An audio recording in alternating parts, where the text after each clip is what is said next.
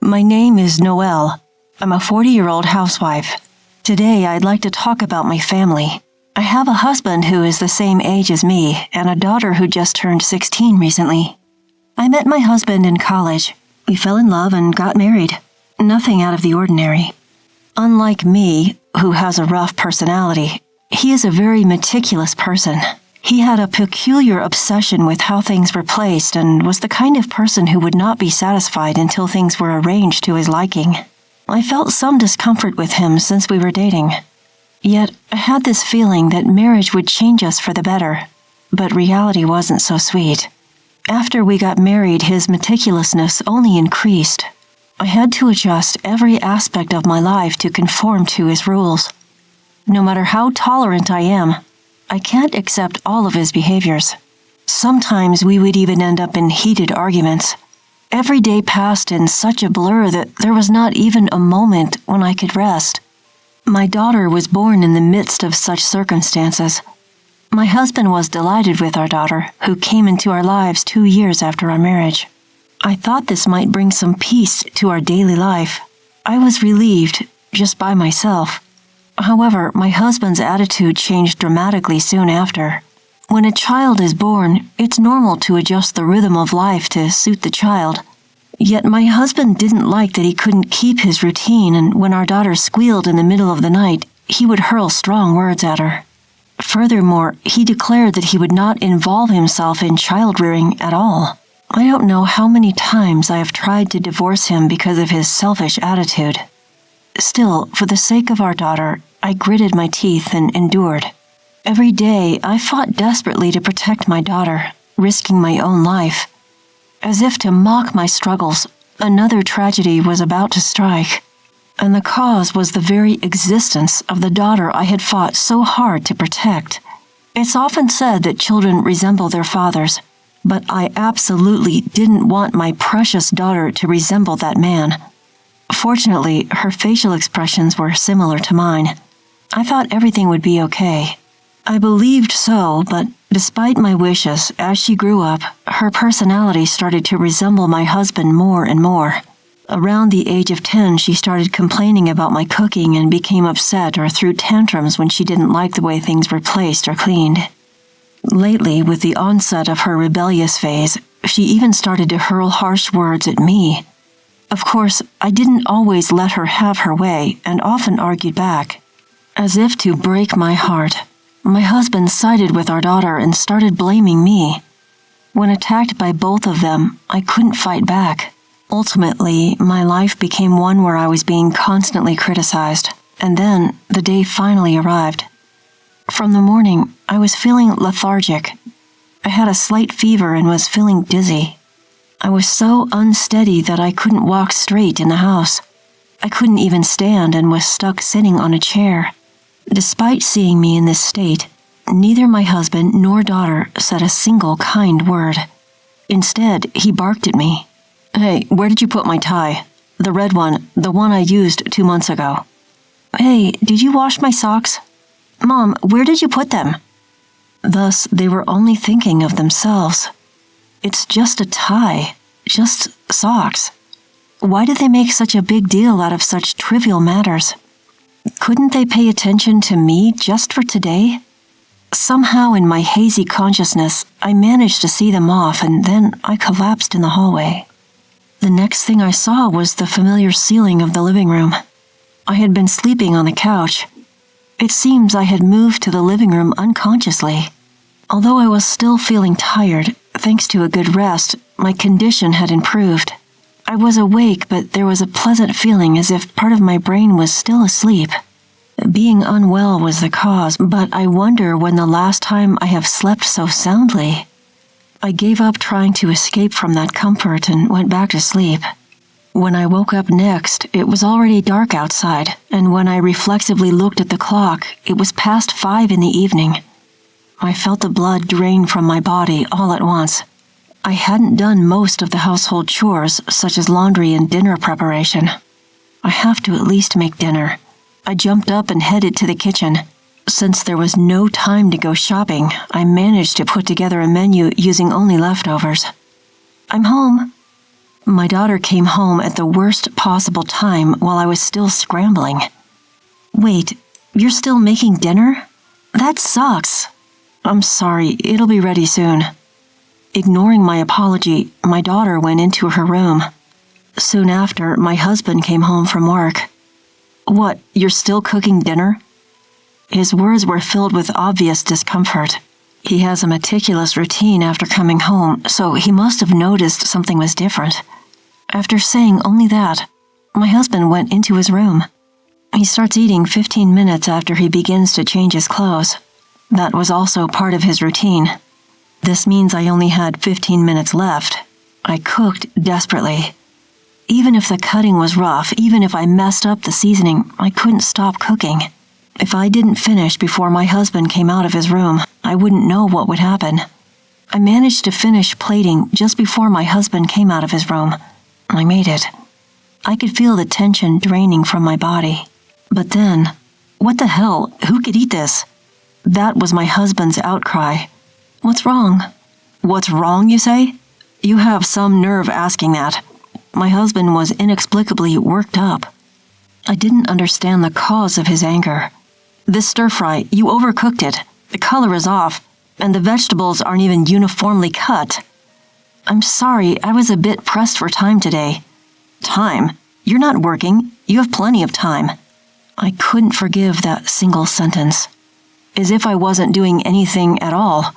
Why do I have to be spoken down to by a husband who doesn't even notice my discomfort? I have no time at all. Before I knew it, I was screaming with all my might. Do you have any idea how much I struggle every day? In a rush of emotion, I found myself screaming. It seemed to be an unexpected reaction for my husband. I saw him take a step back, his eyes filled with a frightened look. What struggle? House chores can be done at your own pace, isn't it easy? He challenged. What do you know? It's not like I can just do them at my own pace, I countered. By then, I couldn't stop myself. I was feeling really sick today, you know. I pushed through and made dinner, and you didn't even take a bite. How do you think that makes me feel? I felt tears trickling down my cheeks. The emotions I had been holding back had finally exploded. Seeing my husband's face turn pale, I managed to calm down a bit. I was short of breath. My breathing was disrupted and I felt dizzy from all the shouting. But still, I waited for my husband's response. A simple apology, a single "I'm sorry" would have been enough. Don't mess with me. That tiny spark of hope was extinguished by his trembling words.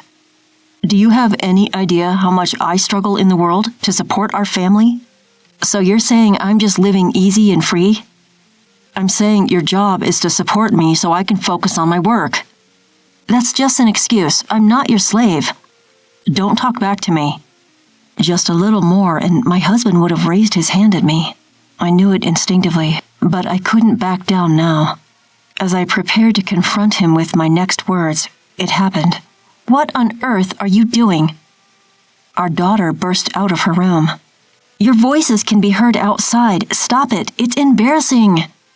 Don't stop me. It's her talking nonsense that's the problem. It's you being selfish. Just be quiet. My daughter's reprimand made us stop arguing. Then I explained to her what had happened. After hearing both me and my husband's sides, my daughter turned to me and said, Honestly, Mom, you're the one who's wrong. Her words shocked me to the core. Why? Because housework is your job, isn't it? Dad can't afford to take time off work, even when he's not feeling well. That's right, you're too lenient on yourself. My husband's face as he spoke after my daughter filled me with resentment. Mom is always late with her chores. Even today, you haven't done the laundry yet. That's right, and you're not efficient. You can't even fold the laundry properly. Their words shattered my emotions into pieces. So you're both saying I'm not trying hard enough? Maybe you're not trying hard enough. I could probably do it better and faster. Yeah, you're too laid back. I bet we could manage without you, Mom. My daughter's words cut deeper than anything else. So was I the dispensable person? I thought we were a family, but could they dismiss me so easily? Having been confronted with this cruel reality, I found myself running out of the house. Before I knew it, I was in a pitch-dark park with no streetlights. My feet hurt. Sitting on a park bench, I realized that I had run out without even putting on my shoes. My tears had long since dried up, and my mind was blank. How long had I been sitting like this? Even if I stopped thinking, the harsh words would never disappear. My heart wouldn't heal. Recalling the words of my husband and daughter, I could feel my broken heart filling with resentment. I will never forgive them. They, my family who trampled on my feelings, must face punishment. My fighting spirit was quietly burning. The next morning, I flawlessly finished the cleaning and laundry. And for breakfast, I prepared a menu as extravagant as a dinner at a famous restaurant. By the time I finished preparations, my husband and daughter arrived in the living room almost simultaneously. Without making eye contact with me, they both took their seats. "Come on, let's have breakfast." Upon my words, their faces seemed to stiffen even more. "Mom, what's going on? Today's breakfast is really fancy." Instead of my frozen husband, my daughter asked me, "Well, isn't it your 16th birthday today? Did you forget?" "Huh? Yeah, I did forget." "You should at least remember your own birthday. Right, Dad?" "Huh? Yeah." After exchanging curt conversation, the two started breakfast with awkward movements. The dining table was not filled with cheerful conversations, and it was clear that both were fully observing my behavior. Was it because they were unaware that they had hurt someone, or just didn't want to admit it? It's understandable with my husband. After all, he's a stranger. But my daughter, she's the one I gave birth to and raised. I wished she would grow up to be a more considerate, kind person. It's not entirely wrong to say that daughters resemble their fathers, but she should have been able to understand with proper upbringing. I do have regrets, but it's a moot point now. Listen, just one word from me changed their expressions. What's going on?" My husband's voice shook as he asked back. "Starting today, I'm leaving this house." At that moment, they both paled simultaneously. "Hold on. Why?" "Why?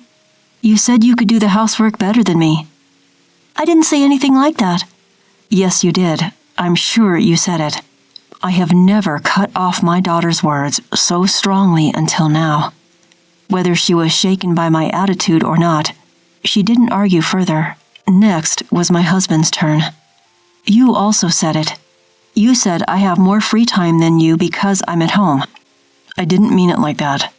"Does such an excuse work in the real world?" He didn't answer. "Don't misunderstand. I'm moving to another house starting today, but it doesn't mean I won't come to this house." "Stop. Today's my birthday, right? You're going to celebrate, right?" My daughter pleaded with a face that seemed about to cry. I looked at her face and laughed. "I'm sorry. I'm serious about this." As I watched my daughter crumble on the spot, I quietly stood up. "Well, I'm off." I left the house to the sound of my husband and daughter's screams. That day, I booked a room in a hotel a short distance from the house. From there, I rented an apartment on a monthly basis and started buying the necessary items. Even while I was busy, my phone was flooded with messages from the two. Apology messages and calls from my daughter were coming in every 5 minutes. My husband, it seems, is still unable to admit his fault. I keep receiving messages from him saying things like, "What you did was outrageous." I've left all the messages from the two of them unread. It's really convenient these days being able to show my intentions without doing anything. 2 nights after leaving the house, I returned home once. As I opened the front door, my daughter came running up to me at an amazing speed. "Mom, you came back!" "I just came back to pick up something I forgot." I untangled myself from my daughter's arms, which were wrapped around me like a hug, and headed for the living room. Since I had only been gone for 2 days, there was no change in the living room as expected. However, the kitchen was piled high with convenience store lunchboxes, ramen cups, and bottles. Worse than that was the bathroom. Laundry had been left unwashed there. Both my husband and daughter often complain about the way I cook and fold the laundry. However, neither of them can do household chores like cooking and laundry at all. Of course, knowing that, I left home, so the current disaster is within my expectations. My husband was in the living room, but due to his pride, he turned his face away after just a glance at me. I pulled away from a sobbing daughter and left the house silently that day. 1 week later, when I returned home to check on them, the house was already filled with garbage. These two who never clean up or even take out the trash. Even so, the mess was far beyond my expectations. Mom! My daughter's face, which emerged as if pushing through the garbage, was horribly dirty and her hair was disheveled. She should be able to take a bath by herself, but it was clear that her life was falling apart at an unsustainable level. And at this point, my husband finally admitted his fault. I was wrong. I'm really sorry. My husband kneeling on the garbage, rubbing his forehead against the garbage. Looking at him, I gently said, "Don't think you're going to be forgiven just by prostrating yourself." I felt a moment when the air froze for the first time. My husband's face, with his eyes wide open, was filled with despair. Next to me, my daughter was breaking down in tears. "If you really feel sorry, first clean up this house. If you can't do that, I'll divorce you." I get it, so please, forgive me." My husband jumped up and started to stir the trash around. He doesn't even know how to clean up in the first place, so it can't be helped. In the end, I proceeded with the cleaning while giving instructions to the two of them. It wasn't until 3 days later that everything was perfectly cleaned up. Now, shall we continue the birthday party? My husband and daughter lying in the living room, which is now cleaner than before. Looking down at the two of them, I deliberately said that cheerfully. From then on, all the housework was taken over by my husband. Even my daughter, who used to side with her father, is now on my side. Those days were very hard and painful, but now I realize that it was necessary.